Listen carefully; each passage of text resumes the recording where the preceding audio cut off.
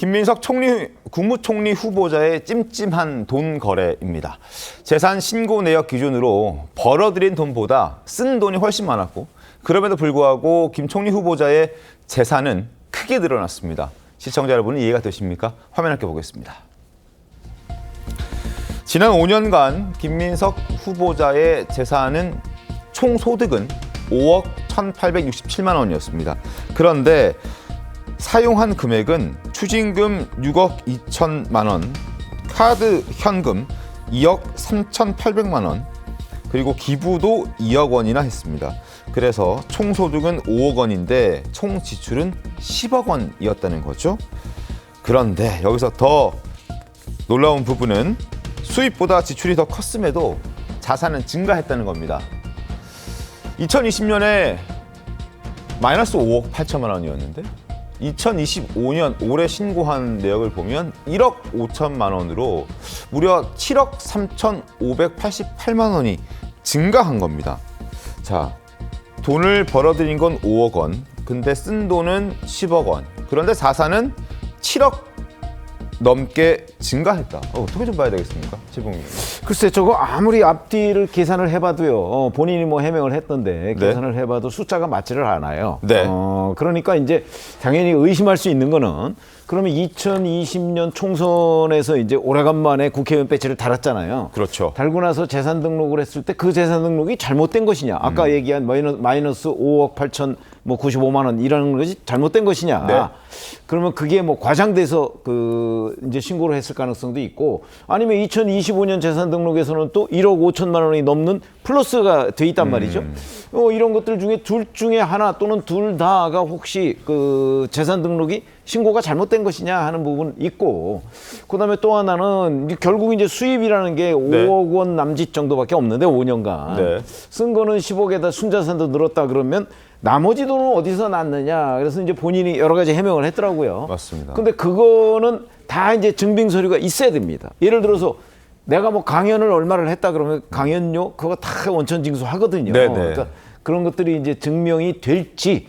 그런데 지금까지 오늘 새벽에도 뭘 올렸던데 거기에 보면 그런 게 현재까지는 증명이 안 되고 있습니다. 대단히 궁금한 대목이죠.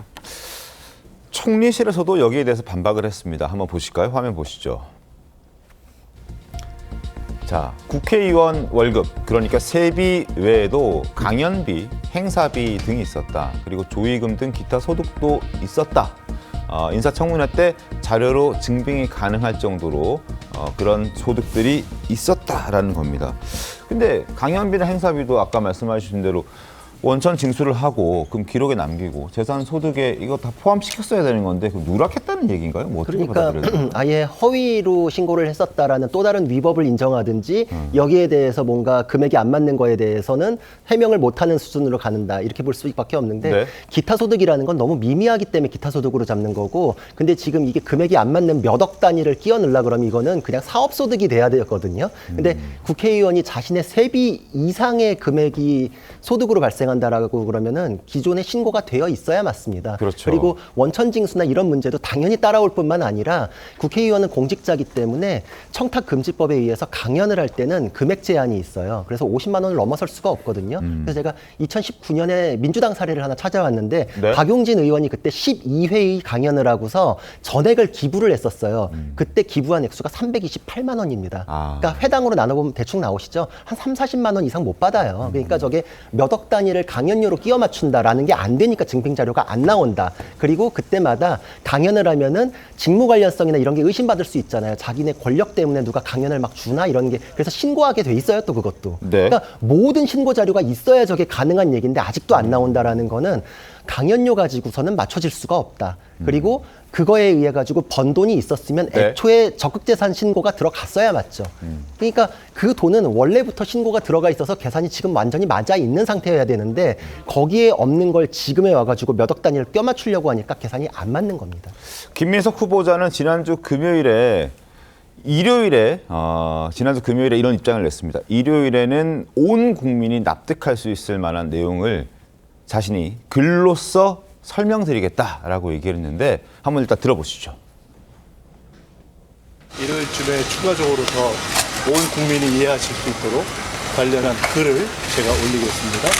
보다 본격적인 과거 검찰과 관련된 문제에 대해서는 검찰이 과거에 어떤 식으로 일을 했는가에 대해서 충분히 이번 청문회에서 드러날 수 있도록 제가 오히려 과거 제 사건을 담당했던 검사도 좋고 모든 분들을 다 이번 청문회에 증인으로 불러도 좋다 이런 생각을 가지고 있습니다.